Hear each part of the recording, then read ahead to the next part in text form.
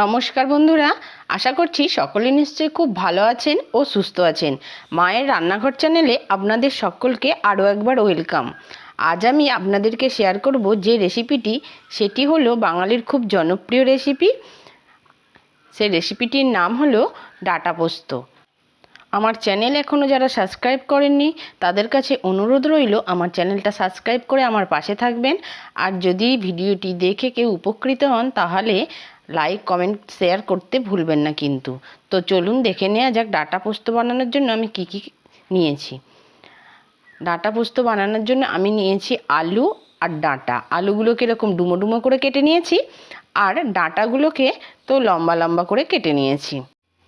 আর এদিকে ফোড়নের জন্য নিয়ে নিয়েছি একটা তেজপাতা, কিছুটা পাঁচফোড়ন, আর নিয়েছি একটা শুকনো লঙ্কা।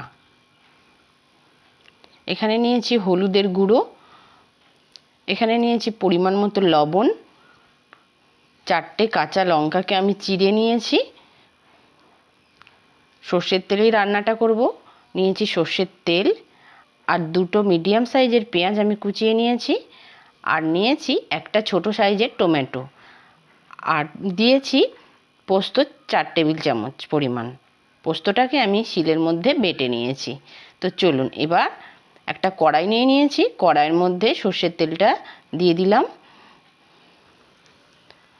তেল গরম হলে এর মধ্যে দিয়ে দেব ফোড়নগুলো। ফোড়নটা দিয়ে ভালো করে কয়েক সেকেন্ড নাড়াচাড়া করে ফোড়নটা থেকে সুন্দর স্মেল বেরিয়ে গেলে আমি এর মধ্যে দিয়ে দেব কেটে রাখা আলুগুলো। আলুগুলোকে 2 মিনিট ভালো করে ভেজে নিতে হবে। আমি ভালো করে নেড়েচেড়ে 2 মিনিট ভেজে নিয়েছি। আলুগুলো একটু ভাজা ভাজা হয়ে গেলে এর মধ্যে দিয়ে দিলাম কুচিয়ে রাখা পেঁয়াজ। তো পেঁয়াজ আর আলুটা এবার তেলের মধ্যে ভালো করে ভেজে নিলাম। 1 মিনিট ভাজার পর আমি এর মধ্যে দিয়ে দিলাম কেটে রাখা ডাঁটার টুকরোগুলো।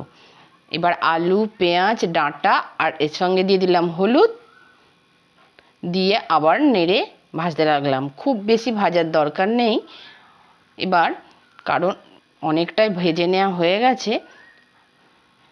এবার এর মধ্যে দিয়ে দিলাম কেটে রাখা টমেটোটা, আর দিলাম 4টে কাঁচা লঙ্কা চিড়ে রেখেছিলাম, ওই কাঁচা লঙ্কা চেরা দিয়ে কয়েক সেকেন্ড নাড়াচাড়া করে এর মধ্যে দিয়ে দিলাম জল।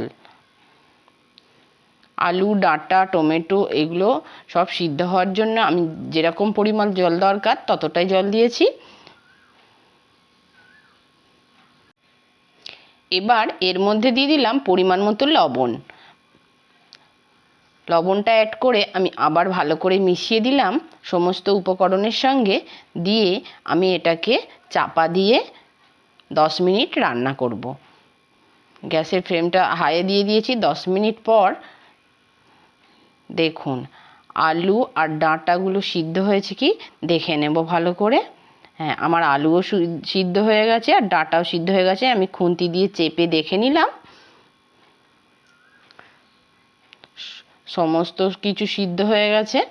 এবার এর মধ্যে যে পোস্তর বাটাটা রেখে দিয়েছিলাম ওই পোস্তর বাটাটা মিশিয়ে দিলাম।